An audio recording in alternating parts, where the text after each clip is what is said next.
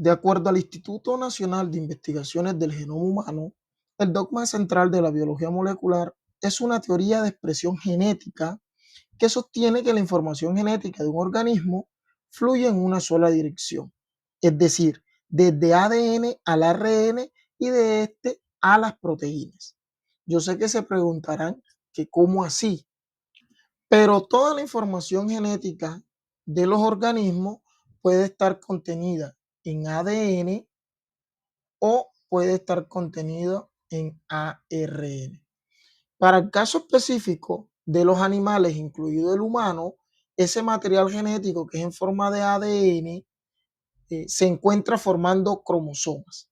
Y durante los procesos de división celular, ya sea mitosis o meiosis, ese material genético o esos cromosomas deben duplicarse para que las células hijas que se produzcan tengan la misma información genética. Entonces, ese ADN debe duplicarse o replicarse. Es lo mismo. Sin embargo, existen agentes como los virus, los cuales pueden tener material genético ADN o pueden tener como material genético ARN. Entonces, tanto el ADN como el ARN, ellos sufren procesos de replicación. Y la replicación es el proceso mediante el cual se sacan copias de ADN o de ARN. Y como les decía, esto ocurre durante los procesos de división celular para que las células hijas tengan la misma información genética. O para el caso de los virus, para que los nuevos agentes que vayan a producirse tengan la misma información genética. Entonces, como lo pueden observar aquí en la imagen, aquí tenemos una sola molécula de ADN, pero durante los procesos de replicación, entonces ese ADN se duplica o se le sacan copias y al final vamos a obtener dos cadenas o dos moléculas del mismo ADN que son copias. Entonces, aquí van a participar una serie de componentes como las enzimas para que se den correctamente esos procesos de duplicación. La explicación específica de los componentes y de las enzimas que participan en el proceso de duplicación lo vamos a ver en otro video que les dejaré por aquí por la descripción de este video. También se pueden obtener copias de ARN, pero esta vez a partir de ADN. Y ese proceso se llama transcripción.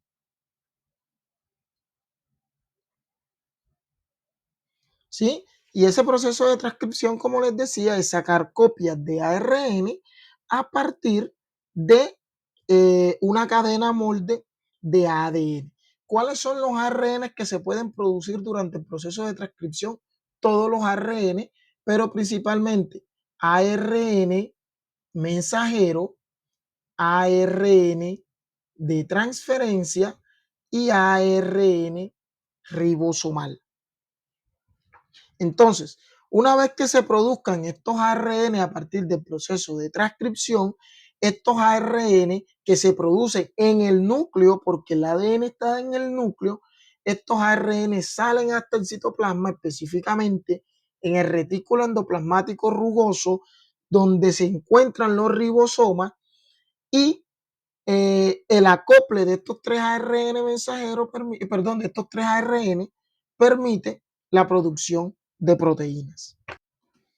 Como se puede observar en la imagen, el proceso de transcripción es producir ARN, ¿sí? Principalmente ARN mensajero, pero se pueden producir todos los ARN. Entonces, se utiliza como molde la molécula de ADN. Y también, al igual que en la replicación, aquí participan una serie de componentes, incluidos enzimas, para que se dé correctamente ese proceso de transcripción, que es obtener copias de ARN, ¿sí? A partir del ADN, que ahorita vamos a explicar, más adelante en este video les voy a explicar cuál es la diferencia entre ADN y ARN. Entonces, el acople de estos tres ARN permite la producción de proteínas. Y estas proteínas se producen a través de un proceso que se llama traducción. Y la traducción no es más que transformar la información que está contenida en el ARN mensajero a proteínas. Ahora podemos definirlo de otra manera, como el proceso mediante el cual se traduce la información que está contenida en nucleótidos, que son los componentes principales de los ácidos nucleicos ADN y ARN, a los aminoácidos, que son los componentes principales o la subunidad constituyente de las proteínas. Entonces, si se pueden dar cuenta aquí en la imagen, ¿sí? La traducción es el acople armónico de los tres ARN, del ARN mensajero, que es el ARN que lleva la información de la proteína que se va a sintetizar, el ARN ribosomal, que es el ribosoma, el organelo celular encargado de la síntesis de proteínas, y los ARN de transferencia, cuya función es transferir los aminoácidos. Entonces, a medida de que se van acoplando los ARN de transferencia al ARN mensajero, gracias a la acción del ARN ribosomal, entonces se van uniendo aminoácidos a la cadena de proteína y al final se va a obtener una proteína funcional. Y a eso se le conoce como traducción. Entonces, esta es la explicación de la definición del dogma central de la biología molecular, que es la expresión de nuestro material genético que va desde ADN al ARN y luego a las proteínas. El ADN y el ARN se llaman ácidos nucleicos. Y esos ácidos nucleicos están conformados por una subunidad que se llaman nucleótidos.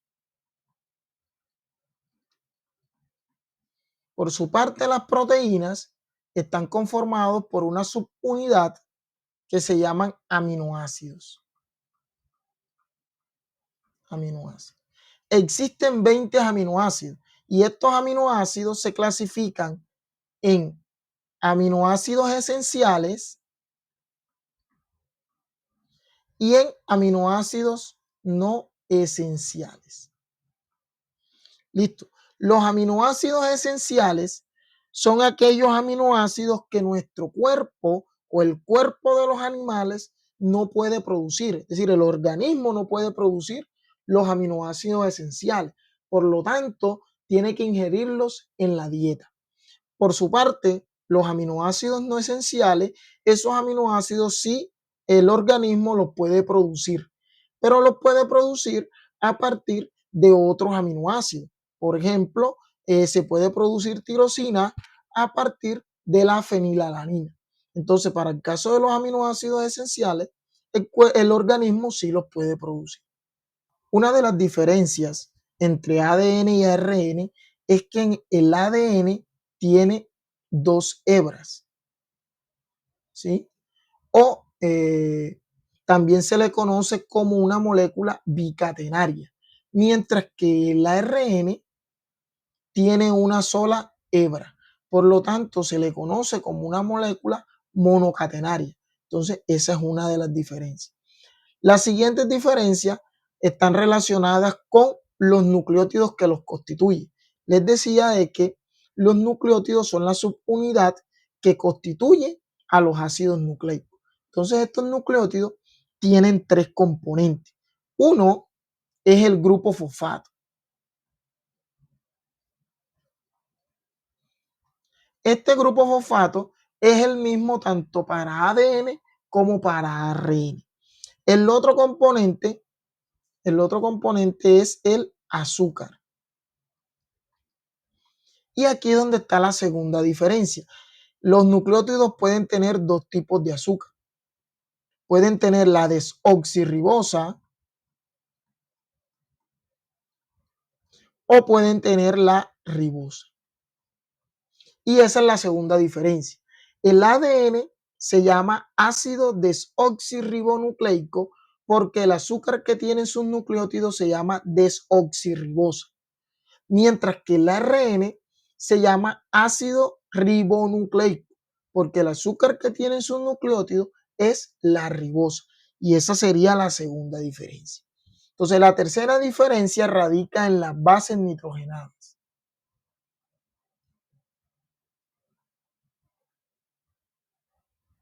Entonces existen 5 bases nitrogenadas que son guanina, que se simboliza con la letra G mayúscula, citosina, que se simboliza con la letra C mayúscula, adenina, que se simboliza con la letra A mayúscula, timina, con la T mayúscula, y uracilo, con la U mayúscula. Entonces, aquí donde está la tercera diferencia entre ADN y ARN. Tanto ADN como ARN tienen como base nitrogenada la guanina, la citosina y la adenina. Ambos, ADN y ARN. Y la diferencia radica en las últimas 2 bases nitrogenadas. Entonces, para el caso de ADN, el ADN tiene la timina, el ADN. Pero para el caso del ARN, el ARN cambia la timina por el uracilo. Entonces el uracilo es exclusivo del ARN. Y esa sería la tercera diferencia. Les decía que el ADN es bicatenario. ¿Eso qué quiere decir? Que está conformado por 2 cadenas. Y estas cadenas se unen entre sí gracias a las bases nitrogenadas, formando unos enlaces químicos que se llaman puentes de hidrógeno. Entonces, las bases nitrogenadas son complementarias. Siempre se va a unir la guanina con la citosina o la citosina con la guanina, ¿sí? Y siempre se va a unir en el ADN la adenina con la timina o en sentido contrario, la timina con la adenina. Entonces, la unión entre estas bases nitrogenadas complementarias es lo que va a permitir que se unan las 2 cadenas que conforman el ADN. Ahora bien, esas 2 cadenas son antiparalelas, es decir, que ellas se van a unir en sentidos opuestos. Hay una cadena de ADN que tiene sentido 3' a 5', mientras que la otra se va a unir en sentido opuesto, es decir, de 5' a 3'. Por eso se llaman cadenas antiparalelas. Entonces, como lo pueden ver en la imagen, aquí siempre se va a unir la citosina con la guanina y la adenina con la timina. Citosina guanina o guanina citosina, adenina timina, citosina guanina, timina adenina, timina adenina.